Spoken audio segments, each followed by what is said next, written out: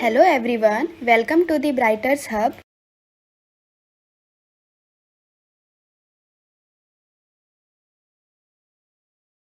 Hello everyone, my self Rohit Singh. तो कल के लेक्चर में हमने किसी भी डाटा के लिए लेस देन टाइप का सीएफ कैसे फाइंड करते हैं वो देखा और उसका ओजाइड ड्रॉ किया। तो लेस देन टाइप का जो सीएफ है उसमें कुछ डिफरेंस नहीं है। जैसे आप मीडियन के लिए सीएफ फाइंड करते थे वैसे ही आप लेस देन टाइप के सीएफ फाइंड करते थे। बस आपको याद वहां पे ये रखना होता था कि हमेशा जब ग्राफ ड्रॉ करेंगे तो किसी भी क्लास के लिए उसकी अपर लिमिट का यूज करेंगे। आज हम इस चैप्टर का लास्ट क्वेश्चन देखेंगे और वो है आपका क्वेश्चन नंबर 3। क्लियर? इस क्वेश्चन में आपके पास एक डाटा दिया हुआ है और उस डाटा के लिए आपको क्या फाइंड करना है? मोर देन टाइप का ओजाइड। मींस आपको सबसे पहले मोर देन टाइप का सीएफ फाइंड करना है, देन उसका ओजाइड ड्रॉ करना है। इस क्वेश्चन में आपको मीडियन फाइंड नहीं करना है।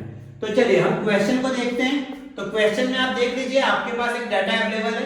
जैसे आप कोई भी क्वेश्चन के लिए जब मीन फाइंड करते थे, मीडियन फाइंड करते थे या मोड फाइंड करते थे, तो जैसा डाटा होता था वैसा डाटा आपके पास अवेलेबल है। क्लियर है? और इस डाटा के लिए सिर्फ आपको करना क्या है कि मोर देन टाइप का सीएफ फाइंड करना है। तो मोर देन टाइप के सीएफ में सबसे पहले तो आपका क्लास ही आएगा। क्लियर है? तो आपका ये आ गया प्रोडक्शन। क्लियर? जो आपको क्वेश्चन में दिया हुआ है कि केजी पर हेक्टर। क्लियर? तो वो आप वैसे के वैसे लिख दीजिए। 50 से 55, 55 से 60, 60 से 65, 65 से 70, 70 से 75 और 75 से 80। क्लियर है? नेक्स्ट स्टेप है आपका फ्रीक्वेंसी। तो फ्रीक्वेंसी जैसा क्वेश्चन में दिया है सेम लिख दीजिए। तो नंबर ऑफ फॉर्म्स। क्लियर है? वो आपको क्वेश्चन में दिया है 2, 8, 12, 24, 38 और 60। और सबसे पहले क्या कीजिए कि जब आप मोर देन टाइप का सीएफ फाइंड कर रहे हैं तो इसको पूरा ऐड कर लीजिए। जब ऐड करेंगे तो आपकी n की वैल्यू क्या आएगी? 100। ये आपके बड़े काम आएगी इस बार। क्लियर है? क्यों काम आएगी वो देखते हैं। क्योंकि अब आप फाइंड क्या करने जा रहे हैं? मोर देन टाइप सीएफ। ये आपका नॉर्मल सीएफ नहीं है। जो नॉर्मल सीएफ होता है वो लेस देन टाइप सीएफ होता है। आप क्या फाइंड करने जा रहे हैं? मोर देन टाइप सीएफ। सबसे पहले मोर देन टाइप सीएफ में याद रखिए कि आपको जो लिमिट लेना है वो हमेशा लोअर लिमिट लेना है। मींस 50 से ज्यादा, 55 से ज्यादा, 60 से ज्यादा, 65 से ज्यादा, 70 से ज्यादा और 75 से ज्यादा। मींस आपको इस लिमिट का यूज करना है। अब देखिए, अब यहाँ पे जो सारे डाटा हैं वो क्या है? 50 से ज्यादा है। तो 50 से ज्यादा कितने डाटा हैं? सारे। तो सारे कितने हैं? 100। क्लियर है? अब नेक्स्ट यहाँ पे ये देखिए 55 से ज्यादा। तो ये जो आपका 2 था वो तो 50 और 55 के बीच में था, मींस 55 से कम था। और आपको मोर देन टाइप सीएफ फाइंड कर रहे हैं मींस 55 से ज्यादा। तो आपका ये 2 जो है वो इसके में नहीं आएगा। मींस टोटल कितना था? 100। और 100 में से ये 2 नहीं आएगा। तो आपका क्या हो जाएगा? 98। तो अब कितना बचा? सिर्फ 98 बचा। क्लियर? मींस 55 से ज्यादा कितने डाटा हैं? 98। अब नेक्स्ट देखिए, नेक्स्ट 60 से ज्यादा। अब 60 से ज्यादा की बात करेंगे। क्लियर है? तो आपका ये 8 नहीं आएगा क्योंकि 8 जो है वो 55 और 60 के बीच में है। तो क्लियर? तो बचा कितना था? 98। और उसमें से आपका क्या नहीं आएगा? तो 8 नहीं आएगा। तो बचा कितना फिर? 90। क्लियर? मींस आप क्रॉस में माइनस करते जा रहे हैं। क्लियर? अब देखिए इस डेटा के लिए 90 माइनस क्या करना है आपको? 12। क्लियर है? ये 12 नहीं आएगा। तो आपका क्या आ जाएगा फिर? 78। नेक्स्ट अब बचा कितना? 78। 78 में से क्या माइनस करेंगे? 24। तो आपका कितना आ जाएगा? 54। क्लियर है? अब नेक्स्ट 54 माइनस क्या करेंगे आप? 38। तो आपका क्या आ जाएगा? 16। क्लियर है? मेन 75 से ज्यादा कितने डाटा है? 16। आप यहां पे देख पा रहे हैं 75 से 80 के बीच में कितने हैं? 16। तो आपका ये सही है। तो मोर देन टाइप सीएफ में सिर्फ आपको यही ध्यान रखना होता है। क्लियर है कि ये नॉर्मल सीएफ नहीं होता। तो आपके पास एक डाटा मिल गया मोर देन टाइप का कि 50 से ज्यादा कितने डाटा हैं 100। क्लियर। नेक्स्ट 55 से ज्यादा कितने हैं तो 98। नेक्स्ट 60 से ज्यादा कितने हैं तो 90। नेक्स्ट 65 से ज्यादा कितने हैं तो 78। नेक्स्ट 70 से ज्यादा कितने हैं तो 54। नेक्स्ट 75 से ज्यादा कितने हैं 60। तो ये आपके पास एक डाटा आ गया। क्लियर है। और इस डाटा को आपको क्या करना है ग्राफ पे बताना है। ओजाइव का मतलब क्या है ग्राफ। क्लियर। अब आपने देखा होगा कि कल के लेक्चर में और आज में यही डिफरेंस है कि कल अपने क्या करते थे अपर लिमिट का यूज करते थे क्योंकि वहां पे अपन less than type CF find करते थे। आज हम more than type CF find कर रहे हैं तो लोअर लिमिट का क्या कर रहे हैं यूज कर रहे हैं। क्लियर। तो जब आप ग्राफ बनाएंगे तो आपका दो एक्सिस क्लियर है, एक आपका x और एक आपका y। सबसे पहले आप x एक्सिस पे क्या लेंगे तो प्रोडक्शन, तो लिख दीजिए production yield. Clear KG per hectare. Next y axis पे क्या ले रहे हैं तो नंबर ऑफ फार्म्स। अब ये भी डिसाइड कीजिए कि आप 10 यूनिट बराबर कितने लेंगे। तो आप देखिए यहां पे 5 का डिफरेंस है। क्लियर। तो हम लिखेंगे x एक्सिस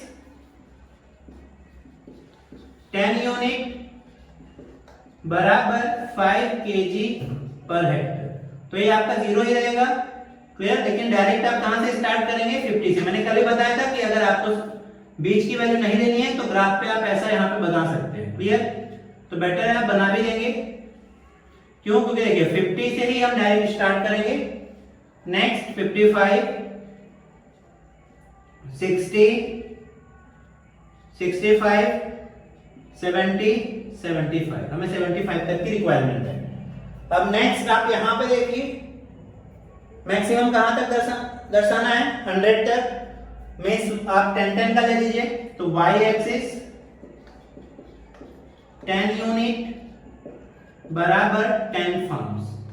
मींस आप एक ब्रैकेट में क्लियर 10 ऐसा बता दो 10 20 30 40 50 60 70 80 90 और 100। अब ऐसा कोई रूल नहीं है कि आपको 10 का ही लेना है और 5 का ही लेना है। क्लियर है। आप अपने हिसाब से ये डिसाइड कर सकते हैं। अब देखिए 50 में आपका क्या है 100 डाटा है तो 50 ये रहा और 100 तो ये रहा। क्लियर। नेक्स्ट 55 में कितना है 98 तो कहीं यहां पे आएगा 55 में 98। क्लियर। नेक्स्ट 60 में कितना है आपका 90 तो ये रहा 90 और 60। क्लियर है। नेक्स्ट 65 में 78 तो 78 70 और 80 के बीच में कहीं आएगा। इसकी सीधी लाइन और इसकी सीधी line means perpendicular line. Clear है। नेक्स्ट 70 में कितना 54 तो यहां पे कहीं। और नेक्स्ट 75 में आपका कितना आ जाएगा 16 तो 16 कहां होगा 10 और 20 के कहीं बीच में। तो ये सारी वैल्यू प्लॉट हो गई। अब इसको अब क्लियर है। तो ये आपका बन गया मोर देन टाइप का ओजाइव। यही इसी ग्राफ पे जब आप लेस देन टाइप का भी ओजाइव बनाते तो लेस देन टाइप का ओजाइव और मोर देन टाइप का ओजाइव जहां पे एक दूसरे को इंटरसेक्ट करता वो पॉइंट आपका क्या कहलाता मीडियन। मींस एक्स एक्सिस का पॉइंट आपका क्या कहलाता मीडियन और वाई एक्सिस का पॉइंट क्या कहलाता n/2। लेकिन इस क्वेश्चन में आपको मीडियन फाइंड नहीं करना है तो बस आपको यहीं तक क्या करना है ड्रॉ करना है। तो इस क्वेश्चन के साथ हमने इस चैप्टर को एंड किया। मींस हमने सारे एक्सरसाइज के सॉल्यूशन देख लिए। तो अब इस चैप्टर का थोड़ा सा समराइज करते हैं कि चैप्टर में हमने क्या क्या सीखा। तो सबसे पहले बात करेंगे तो चैप्टर जब हमने स्टार्ट किया था जो चैप्टर 14 था तो उसमें सबसे पहले हमने क्या फाइंड किया था मीन। जब मीन की बात करें तो मीन में अपने पास कितने टाइप के डेटा होते थे दो। एक आपका होता था इंडिविजुअल और एक आपका होता था ग्रुप। क्लियर है? अब इंडिविजुअल में तो कोई प्रॉब्लम नहीं था, लेकिन ग्रुप में भी दो टाइप के क्वेश्चन आते थे। एक ऐसा होता था जिसमें सिर्फ xi और fi होता था, और एक में क्या होता था, क्लास दिया होता था और fi दिया होता था। तो इंडिविजुअल डाटा की बात करेंगे तो आपका फॉर्मूला क्या बन जाएगा, x bar equal to sigma xi upon n। Means आपको क्या करना है, सारे डाटा को ऐड कर लेना है और कितने डाटा है उससे आपको क्या कर देना है, डिवाइड कर देना है। अब इसकी बात करेंगे तो ये दोनों क्वेश्चन सेम होते हैं, बस फर्क इतना होता है कि इसमें xi की जगह पे क्लास दिया रहता है। तो आपको सबसे पहले क्या करना होता है, क्लास पर से xi फाइंड करना होता है। तो क्लास पर से xi फाइंड करने के लिए फॉर्मूला आपका क्या होता है कि lower limit plus upper limit divide by क्या, 2, कि लोअर लिमिट और अपर लिमिट को ऐड करके डिवाइड बाय क्या करना होता है, 2। अब इन क्वेश्चन के लिए आपको सबसे पहले डिसाइड करना होता है कि कौन से मेथड से आप करेंगे। आप सबसे सिंपल बात करेंगे तो सबसे पहले आपका होता है डायरेक्ट मेथड। डायरेक्ट मेथड में आपको क्या करना होता है कि xi और fi का मल्टीप्लाई करना होता है। तो इसका फॉर्मूला क्या बन जाता है, x bar equal to sigma fi xi upon n। Clear? Next आपका होता है एज्यूम मीन। एज्यूम मीन में आपको सबसे पहले xi में से, ये याद रखना होता है, कहां से, xi में से क्या एज्यूम करना होता है, a। क्लियर? तो आपका ये फॉर्मूला क्या बन जाता है फिर, x bar equal to a plus sigma fi di upon n। यहां पे आपको di फाइंड करना होता है। तो di का फॉर्मूला क्या होता है, xi माइनस a। क्लियर है? और लास्ट है आपका स्टेप डेविएशन। स्टेप डेविएशन सबसे इजीएस्ट मेथड है, कब, जब आपके क्लास की हाइट क्या हो, सेम हो। इस टाइम पे भी आपको सबसे पहले xi में से a लेना होता है। और हमेशा याद रखिए कि a जो होती है वो एक सेंटर की वैल्यू होती है। तो इसका फॉर्मूला क्या बन जाता है, x bar equal to a plus sigma fi ui upon n into आपका क्या, हाइट। यहाँ पे ui का फॉर्मूला क्या हो जाता है, xi minus a upon height. इसका टेंशन नहीं लेना है, क्योंकि अगर आपकी हाइट सेम है तो a के ऊपर की वैल्यू सारी नेगेटिव होगी और a के नीचे की सारी वैल्यू क्या होगी, पॉजिटिव। क्लियर है? तो ये आपका 3 फॉर्मूला बन जाता है। और यहाँ पे याद रखिए n लिखिए तो भी चलेगा, या n की जगह पे आप सिग्मा fi लिखिए। तो ये आपका पहला एक्सरसाइज भी था और आपने मीन फाइंड किया। तो नेक्स्ट आपने क्या फाइंड किया, मोड। क्लियर है? तो मोड में भी आपके दो टाइप के डेटा हो सकते हैं, एक इंडिविजुअल और एक आपका क्या हो जाता है, ग्रुप। क्लियर? ग्रुप में भी आपका एक हो सकता है xi fi वाले और एक आपका हो सकता है क्लास और fi वाले। तो इसमें ये सबसे सिंपलेस्ट होता है। देखिए अब ये भी याद रखना है कि मीन को x बार से सिंबॉलिक रिप्रेजेंटेशन और मोड का क्या होता है, z से। तो इंडिविजुअल में सबसे पहले देखना है कि कौन सा डाटा सबसे ज्यादा बार रिपीट हो रहा है, मींस मैक्सिमम डाटा रिपीटेशन कौन सी है, जो ज्यादा बार रिपीट होगा, क्लियर है, वो आपके लिए z कहला जाएगा। नेक्स्ट इसमें ये देखना है कि कौन से xi की फ्रीक्वेंसी ज्यादा है, क्लियर है, और वो xi जो होगा वो z कहलाएगा। लेकिन कौन सा xi जिसकी फ्रीक्वेंसी क्या हो, मैक्सिमम, मींस मैक्सिमम फ्रीक्वेंसी वाला xi जो है वो आपका क्या कहलाएगा, z। और इसमें थोड़ा सा प्रॉब्लम है, आपको फॉर्मूला याद रखना पड़ता है। तो z इक्वल टू फॉर्मूला क्या बन जाता है, l plus f1 minus f0 upon 2f1 minus f0 minus f2 into height. तो l और h और ये सारी वैल्यू उस पर डिपेंड करती है कि मैक्सिमम फ्रीक्वेंसी कौन सी है, क्योंकि आप मैक्सिमम फ्रीक्वेंसी पे क्या करते हैं, सर्कल करते हैं और उसकी लेफ्ट और राइट की क्या करते हैं, वैल्यू लेते हैं। और नेक्स्ट और लास्ट इस चैप्टर में आपने क्या फाइंड किया था, मीडियन। क्लियर है? मीडियन का सिंबॉलिक रिप्रेजेंटेशन क्या है, m। इसमें भी आपके दो टाइप के डेटा हो सकते हैं, इंडिविजुअल और ग्रुप। क्लियर? नेक्स्ट इंडिविजुअल में आपको सबसे पहले ये चेक करना है कि वो डाटा जो है, मींस जो आपका कितने हैं, मींस n फाइंड करना है, क्योंकि n में आपको चेक करना है कि वो ऑड है कि इवन है। क्लियर? ऑड और इवन के हिसाब से इसका फॉर्मूला चेंज होता है। अगर वो ऑड है तो फॉर्मूला क्या हो जाएगा, m equal to n plus 1 divide by 2 term. Clear है? और नेक्स्ट अगर वो इवन है तो आपका फॉर्मूला क्या हो जाएगा, m equal to n/2 term plus n/2 plus 1 term और डिवाइड बाय क्या 2। तो ये दो फॉर्मूला आपके हैं जब इंडिविजुअल है तब।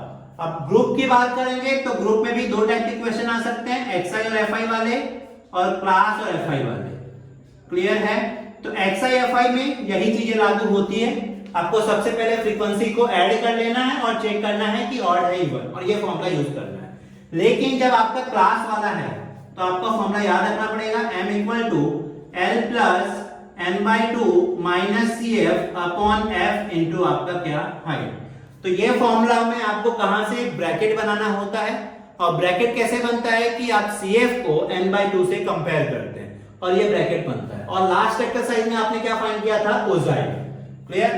फाइनली आपने क्या फाइंड किया था, ओजाई। तो ओजाई में दो टाइप के थे, आपका एक था लेस देन और एक था मोर देन। लेस देन और मोर देन में सिर्फ इतना ही फर्क है कि लेस देन टाइप का ओजाई बनाते समय हमेशा आप उस डेटा के लिए अपर लिमिट का यूज करते हैं, लेकिन जब आप मोर देन टाइप का ओजाई बनाते हैं तो उस डेटा के लिए लोअर लिमिट का यूज करते हैं। तो ये सारी चीजें फाइंड की। अब सबसे इंपॉर्टेंट आप ये तीनों के बीच का रिलेशन याद रखिए कि z इक्वल टू फॉर्मूला क्या होता है 3m माइनस 2x बार। ये फॉर्मूला बहुत काम आता है जब एक एक मार्क्स के क्वेश्चन होते हैं कि आपको दो वैल्यू दी रहती है और एक वैल्यू आपको क्या करनी होती है, फाइंड करनी होती है। तो ये आपका चैप्टर का क्या था, समराइज था। तो इस चैप्टर में अगर आपको कोई भी डाउट हो तो प्लीज आप कमेंट बॉक्स में पूछिए। अगर आज का वीडियो आपको पसंद आया हो तो इस वीडियो को लाइक कीजिए और अपने दोस्तों के साथ शेयर कीजिए। इस चैनल को सब्सक्राइब कीजिए और बाजू में रहे हुए बेल आइकन को दबाना ना भूलें, जिससे आने वाले वीडियो के नोटिफिकेशन मिलते रहे। Thank you.